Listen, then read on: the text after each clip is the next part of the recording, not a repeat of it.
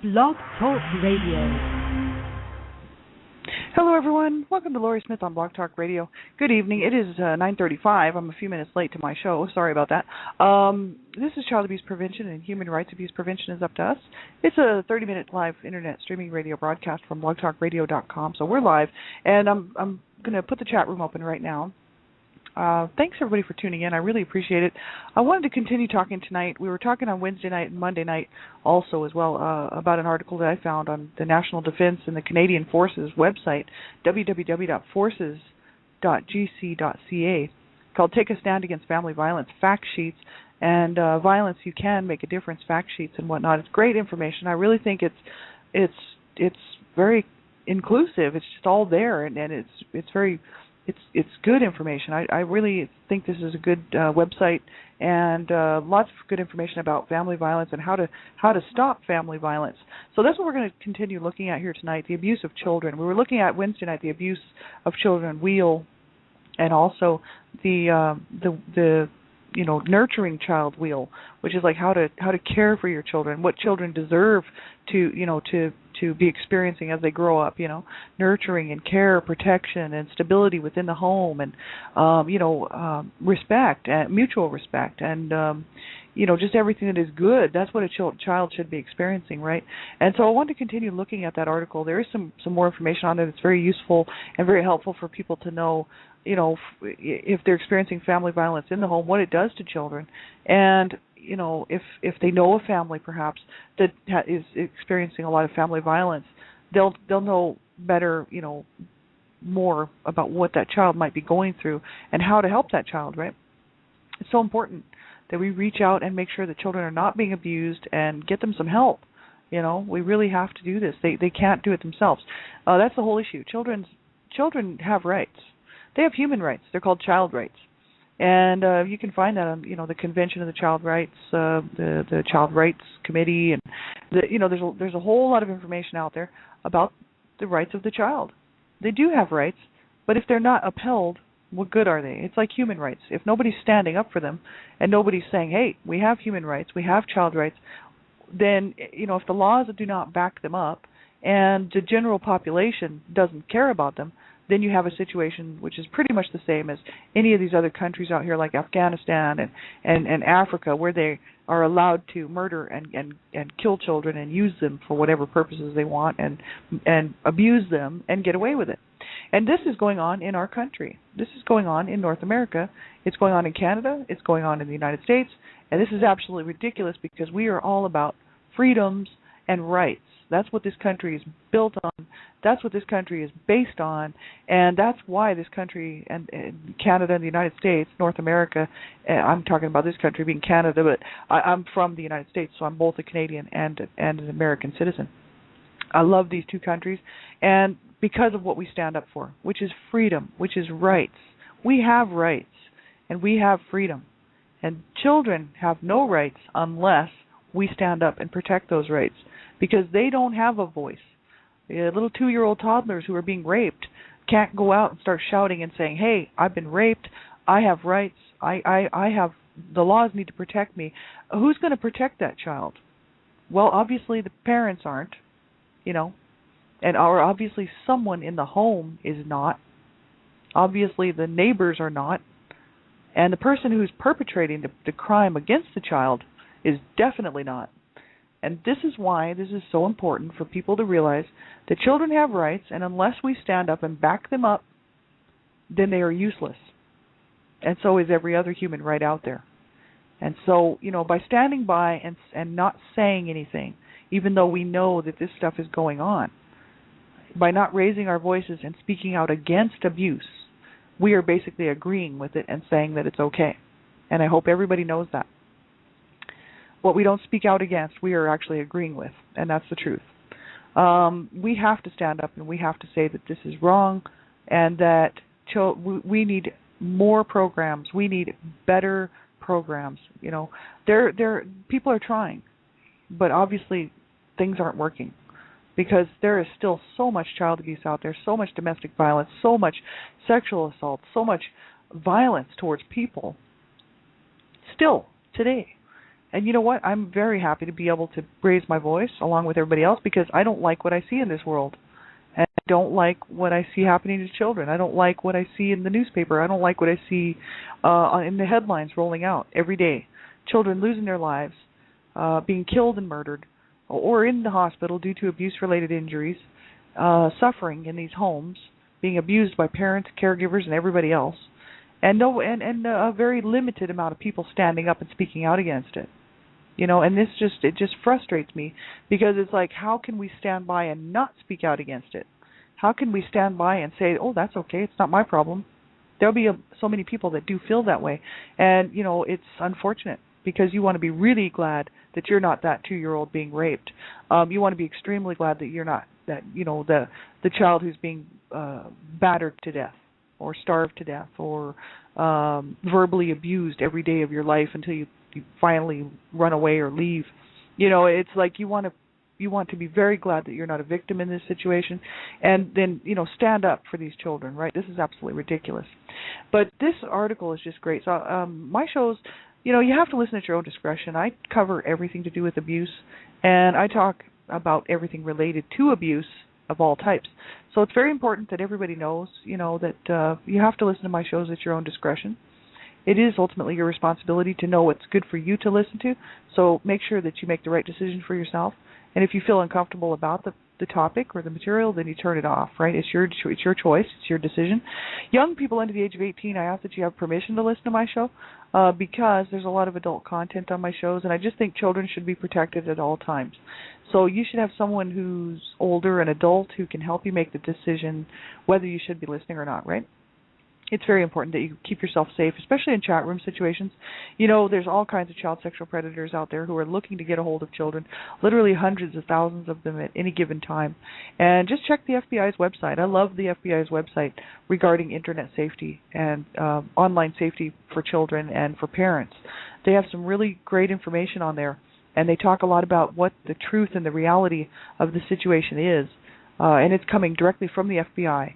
And you can get all kinds of links and information there regarding the issues of online predators who are looking to get a hold of children and who will do anything to coerce and manipulate children. So make sure that you are safe and know how to keep yourself safe online, right? And have permission to listen to my show, please. So we'll get right into this topic here. And I do apologize again for being late. I'm not usually late to my shows. And once in a while, I have a hard time getting into Blog Talk Radio, but tonight I was actually just late, so sorry about that. I wanted to look at the child abuse information here because there's some more information here that I thought was pretty good to look at. There was the child abuse wheel, which talked about all the abuse of children, violence, the physical violence, the physical abuse. The incest, committing incest, sexual touching, kissing, choking, twisting arms. We went over all that. And then they were talking about intimidation and threats, isolation, emotional abuse, economic abuse, using adult privilege and whatnot. We went through all that. Then we were looking at, on Wednesday night, the Nurturing Children wheel, which is just awesome, which is like love and care for your children, nurturing children. This is care for yourself, trust and respect your children, promote emotional security, provide physical security, provide discipline, which, we were talking about. I kind of like to call it direction instead, or, help, because discipline to me I don't know, I just don't like the word, because so many people just think that abuse is, they discipline their children, but they're actually abusing their children, and they call it discipline, and I just don't like that word, but that's all right. We can call it whatever we want, as long as it's not abuse, right? Then it's just direction and teaching your children and discipline, because children do need direction. They need help to get where they're going in this life, and they do need direction, and they need to know the rights and wrongs. Otherwise, how are they going to know? And if parents don't teach them, then they won't know. And so it's very important to have, to be that teacher, that person in their life that's going to teach them right from wrong. But there's a difference between that and abuse, right? Give time, encourage and support your children, give affection, care for yourself, and that's kind of where we left off. We were talking about all these lovely things about nurturing children, which I think is awesome. When I look at this, I I was talking about this on Wednesday night, because when I look at this information, it's information that the reason it's so interesting for me is because I didn't grow up like that, because I grew up in a very abusive environment with a lot of abuse, and so we were not nurtured, we were not cared about, we were not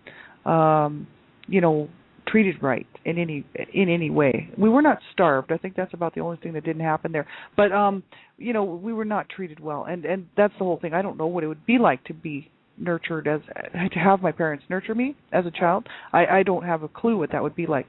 I had other friends of mine's parents actually be more quite nurturing to me. So I did get to experience it by other people's my friends' parents, who were quite nurturing. Some of them, not all of them, but there were a few.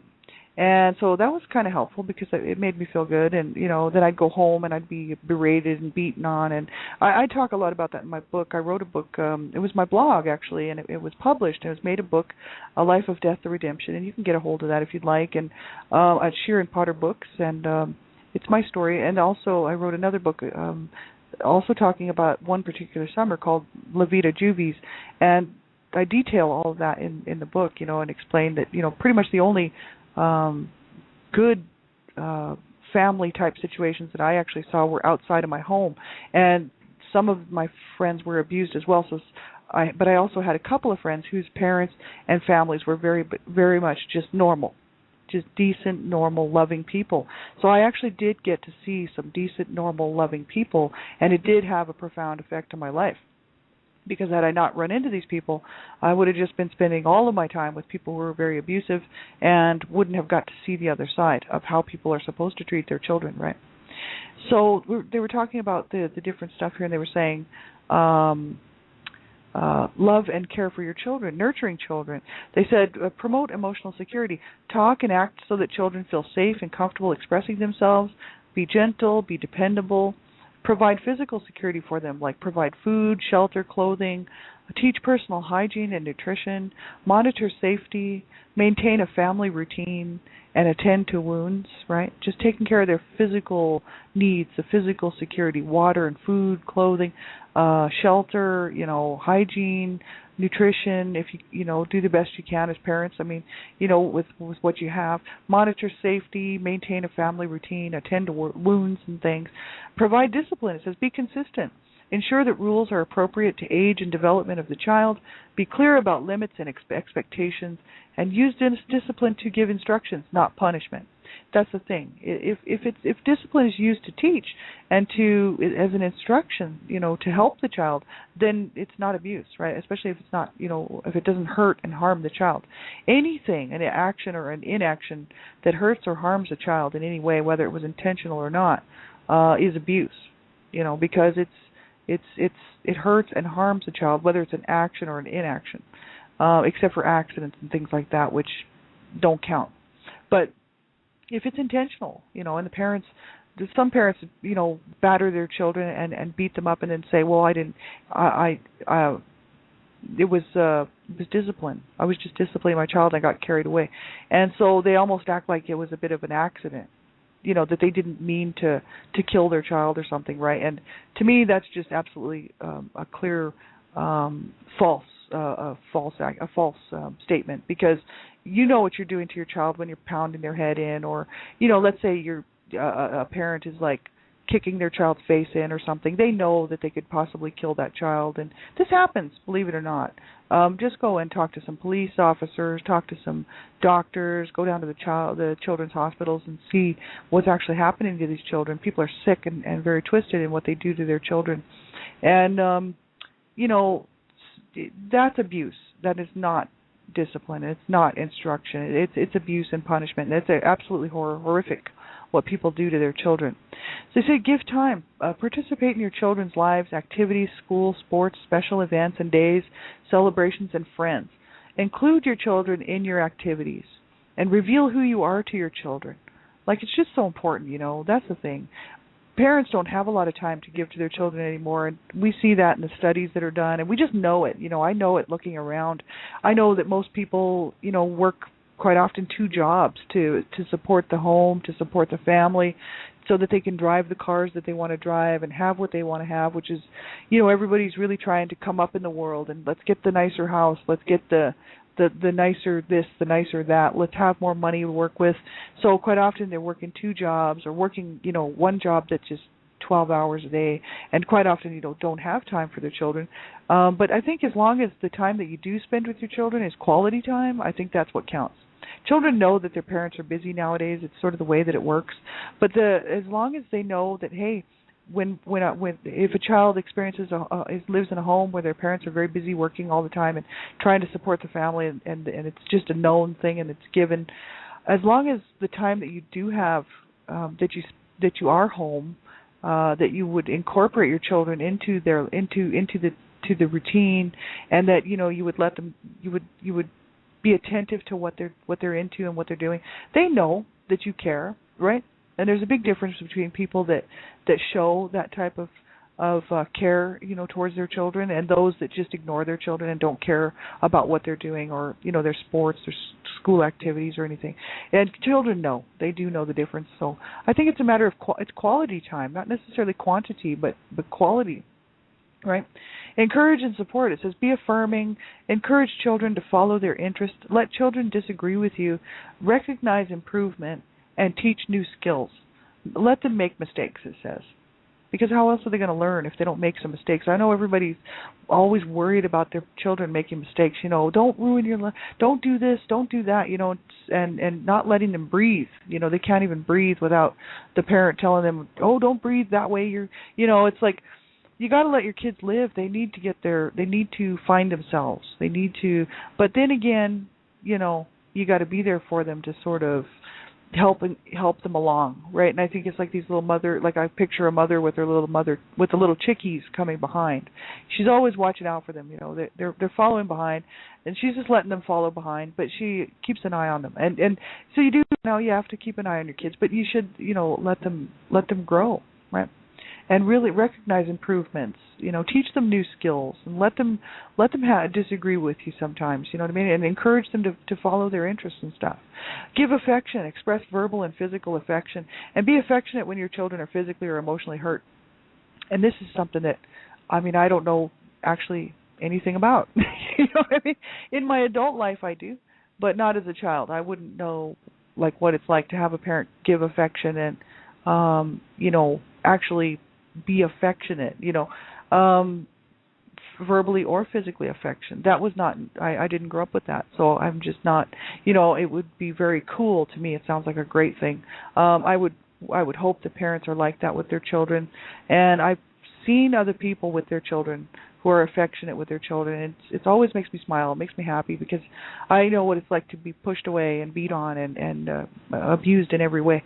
So, I don't know what it's like to have a mother hug you and kiss you and tell you, "Oh, you're just the most wonderful, precious child, and I love you so much." And because I never heard that. So, not even when I grew up or grew older, we never heard that from our parents, right? So, this would be something to me that's very important to do for your children. To be affectionate and to show them and tell them that you love them, and that they are the best thing that ever happened to the family, and that they're just wonderful. Be affectionate when your children are physically or emotionally hurt. That's very important. That's another thing that we did not experience. So I don't know, what that would be like. My parents did not care if we were hurt. It was pretty obvious they were hurting us. So they were not then coming back to say, "Oh God, I'm sorry I hurt you," or anything like that. It was kind of like they just leave you in a pile on the floor, right? So you had to go and pick yourself up and go tend to your own wounds and not complain, because if you complain again. So that's the thing. It was much there was no physical affection. There was no one was trying to help anybody in my home. But this is so important to do for children, because I missed out on all that, and I know that it's a huge issue for children. They need to feel that they're loved. They need to know that they're loved, and they need to know, that you care and that you have compassion. And I think that's that whole, hugging your child and patting them, taking their arm and I don't know, wrapping your arm around them and saying, I just love you, son, or I just love you, daughter, and this kind of stuff is just so cool to me. I would wish that for every child, you know what I mean? That's what they deserve, right? It says care for yourself, give yourself personal time, keep yourself healthy, maintain relationships, and accept love. That's very important. I think it's so important for parents to take care of themselves. That's how they teach. That's how the children learn to take care of themselves. If children see that their parents are taking care of themselves, they'll follow that pretty much. They might go off a bit, in the teenage years when they want to, eat the chips and sit around, or they might start seeking alcohol and trying to, incorporate some of this stuff into their life that their friends are doing or whatever. But the thing is if you're healthy and you take care of yourself and you accept love and you maintain relationships, they learn from that. Children are like little, even teenagers. They learn all the time, and see you do. It's another option for them, and they say, look what our parents did. They were they took care of themselves. They loved us. They loved themselves. That's what you do. For the most part, that's how people see, children see and children do, and that's what happens, right? That's what people see, that's what they will do. That's what it's so important to set children up for a good life, right? Emotional abuse. It says emotional abuse of children means not showing love, cuddling, or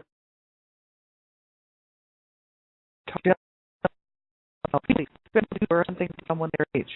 It says that emotionally may act unpredictably, be very quiet one minute, then violent and angry the next, be timid and withdrawn, be overactive, make toys, spank dolls, and tell them you are bad. And I mean, I completely know what that's all about. Emotional abuse is as an issue, but it really is. It says to grow emotionally, children need to feel safe, secure, loved, right? They need to feel safe. They need to know that nothing and no one will hurt them. They need to feel secure. They need to know that when they need care or comfort, they will get it. And they need to feel loved. They need to be told and shown that they're loved and important to someone, right? It says when children feel safe, secure, and loved, they can become happy, independent, loving people. And that's exactly what we were lacking in our home. There was no love. There was no care. There was no comfort. There was no safety or security. It's really hard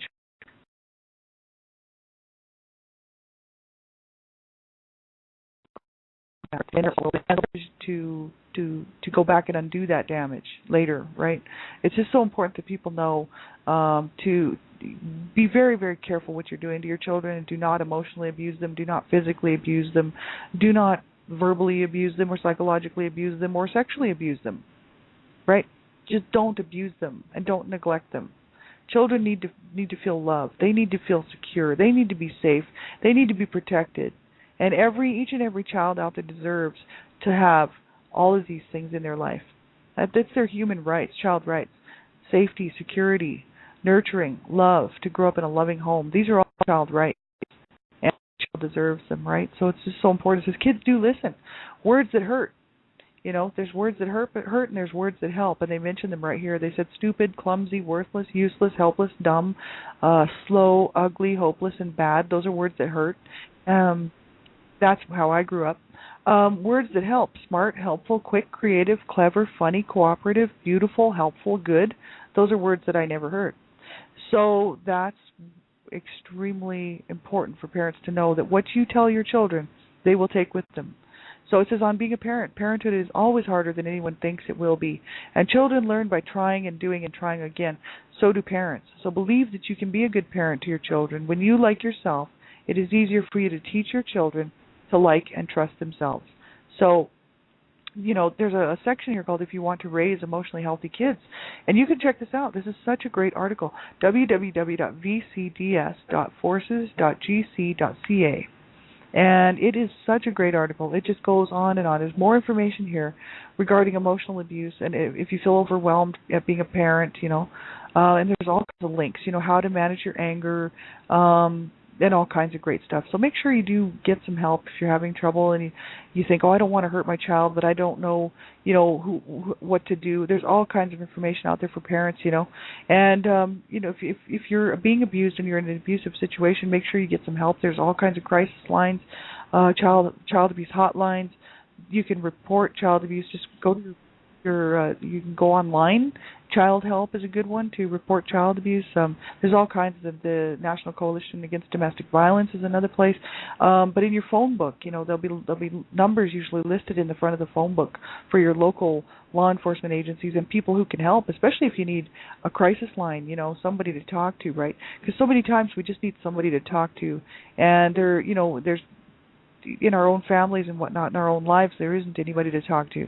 And so it's so important to know that there are people out there that are sitting and waiting in those on those 24-hour crisis lines they're there because they want to be there. Nobody does that job without wanting to be there.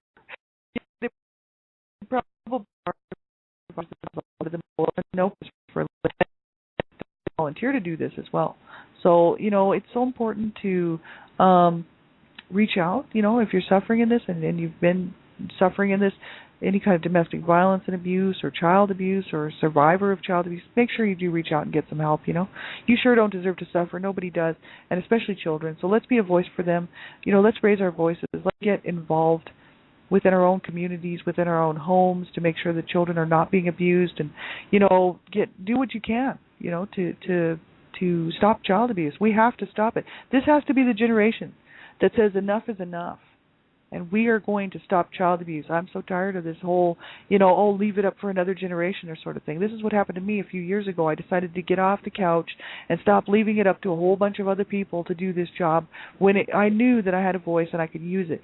So make sure you do something, anything at all that you can to help change this for children. They don't deserve to die tonight at the hands of their parents and caregivers and child sexual predators, and they don't deserve to be abused and in the hospital due to their abuse-related injuries turned into vegetables. And they don't deserve to be lying in their cribs or lying on the bedroom floor half dead because they're being beaten and abused, right? They do not deserve that. And they don't deserve to be called names and put down and run down and emotionally and psychologically abused. So make sure anything to help a child, right? Have a great night, everybody. I'll be back on the weekend. You can check my show page. I am going to have to move some times for my shows this weekend. Have a few things coming up, but I'm still doing the shows. They're just coming on a little bit later in the day. So have a great day, everybody. We'll talk to you real soon. Take care. Bye-bye.